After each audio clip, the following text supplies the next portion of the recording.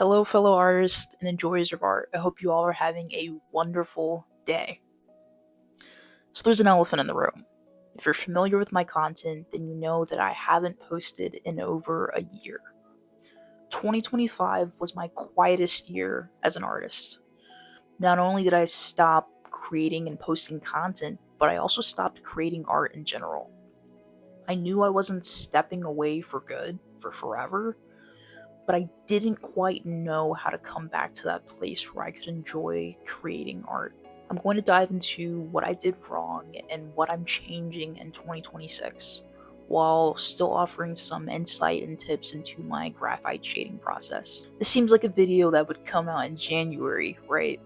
But I wanted to live some of those changes first before creating this video. So, let's get started. So first, let's talk materials. I'm using a Stillman Birn Zeta Series 8x10 sketchbook. This is a mixed media smooth surface softcover. It has a really nice heavy weight to it. I've used it for acrylic markers, paint markers. I've seen other artists use the same sketchbook for acrylic paint, watercolor, and so it has a really nice hold to it.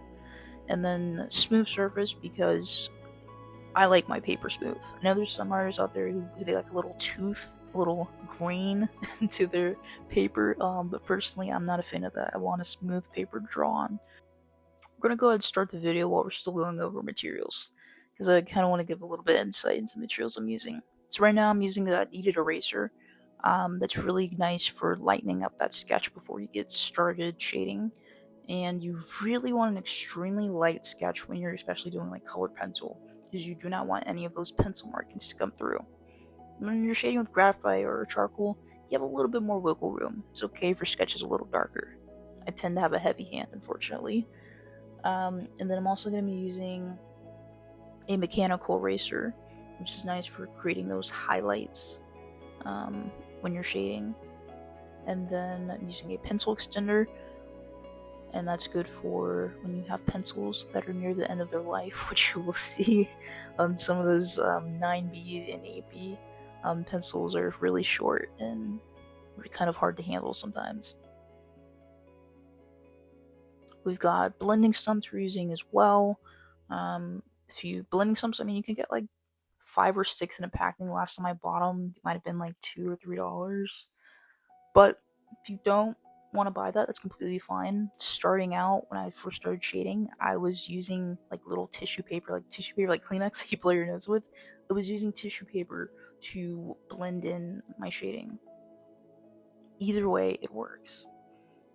And then lastly, I'm going to be using Prismacolor Graphite pencils, the soft turquoise set, because I only use the soft pencils. I don't use any of the H pencils. I'm using only the B pencils. So let's finally get to the main topic of the video. First things first, I lost my love for drawing.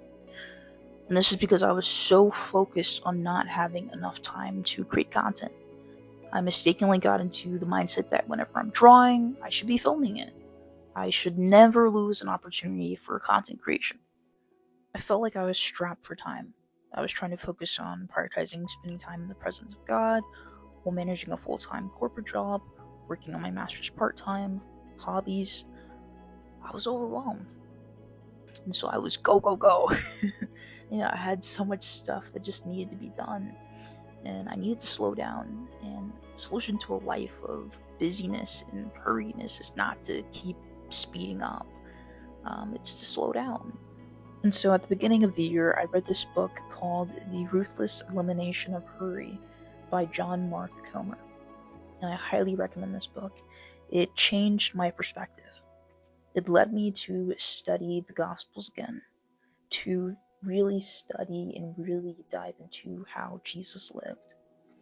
Jesus was busy too. He had a lot of responsibilities too. He had a lot of people depending on him, yet he was never in a hurry. And so ultimately, I just lost my passion for drawing. This year, while my posting will be consistent now, it will be quality over quantity, and definitely less quantity. I have to be realistic with my schedule. Full YouTube videos, I'm aiming for like every other week, so that'll be like 2 times a month. And the rest of my content, shorts, reels, carousels on various social medias, that'll vary throughout the week.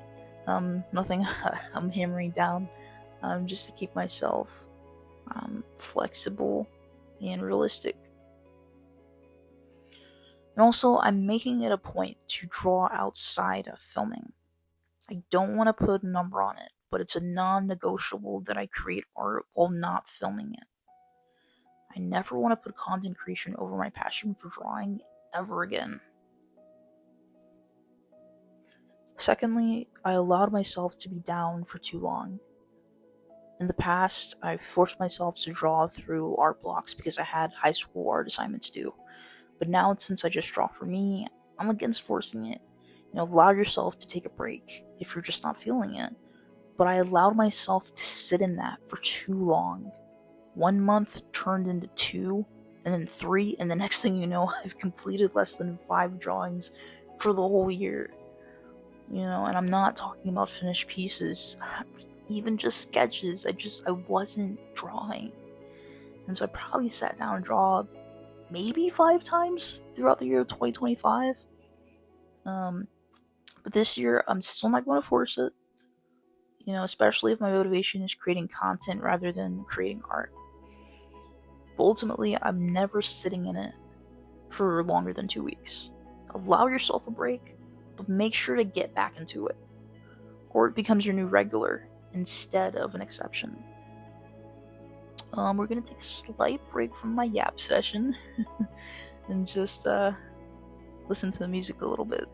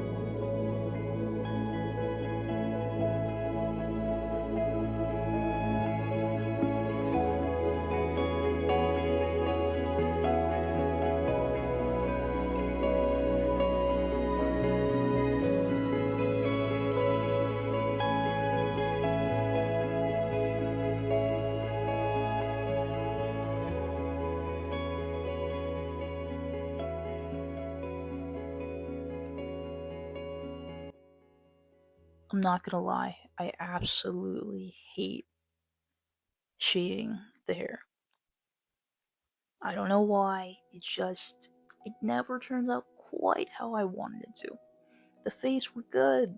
It turns out how I want it to. The hair, I think it just takes more time. It takes a little bit more effort.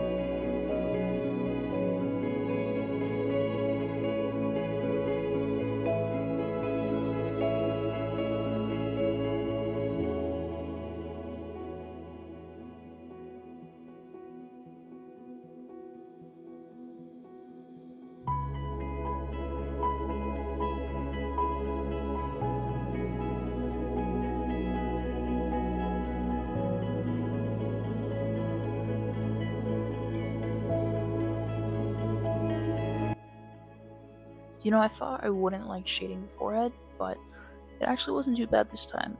I think sometimes because it's such a large amount of space.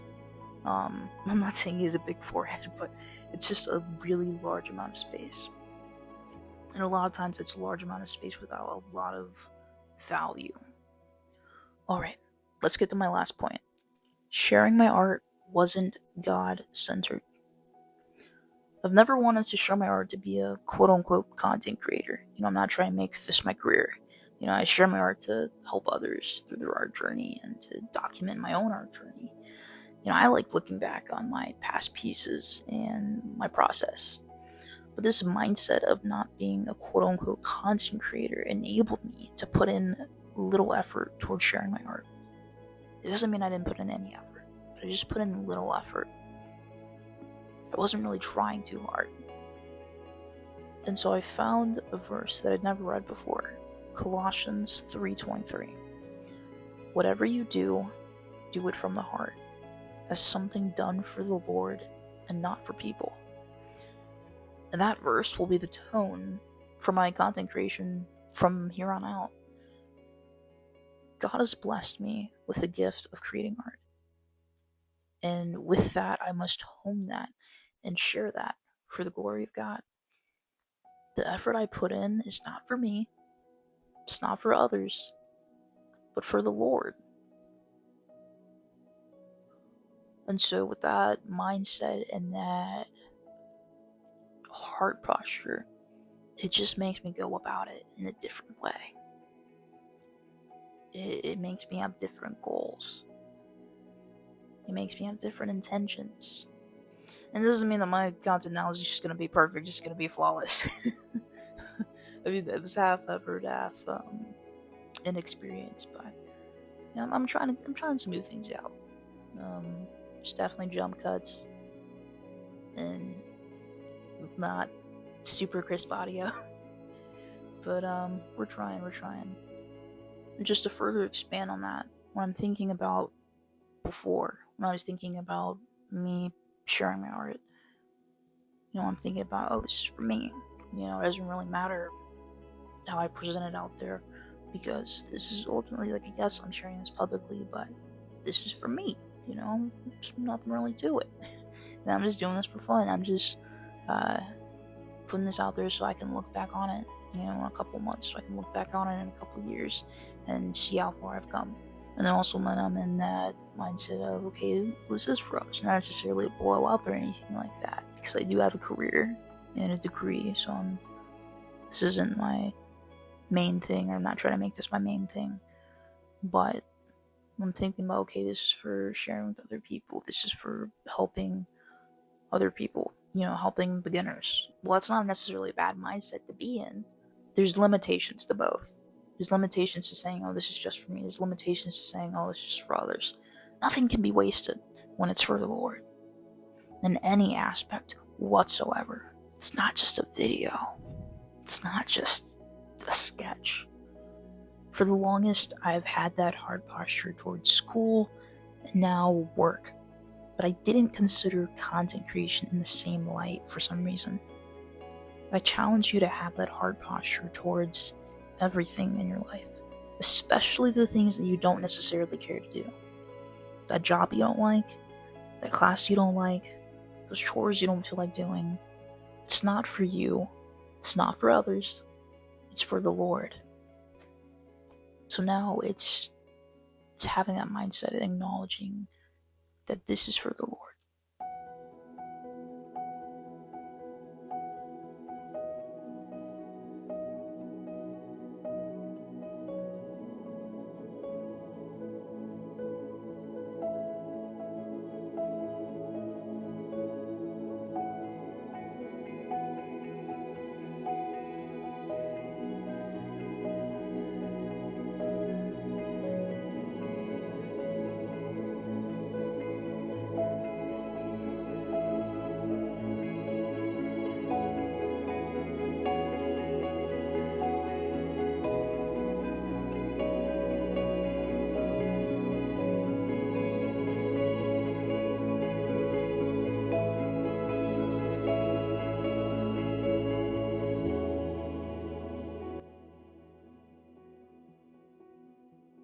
And so I'm not a person that shades the entire drawing lightly and then layers on top slowly. I'm kind of a piece by piece. I'll take a little quadrant and I'll build that quadrant up, and then I'll move to another quadrant and I'll build that quadrant up, as you can probably tell.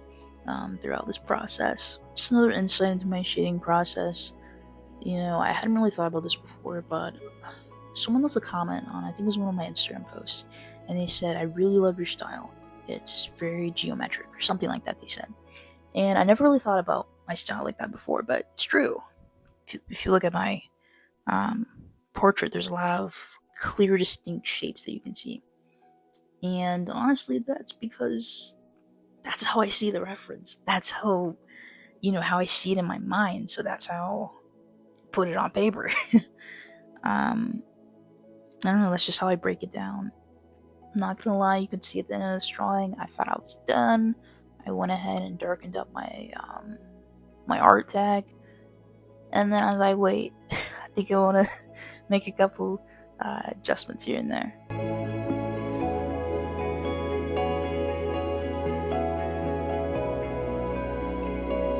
Well, that's a wrap. I hope you all enjoyed this video. If you found it helpful, I have more portrait drawing tutorials and advice coming in the future. Feel free to comment down below the changes that you're making this year in regards to art or any aspect of your life. I'll see you guys next video, and all glory to God.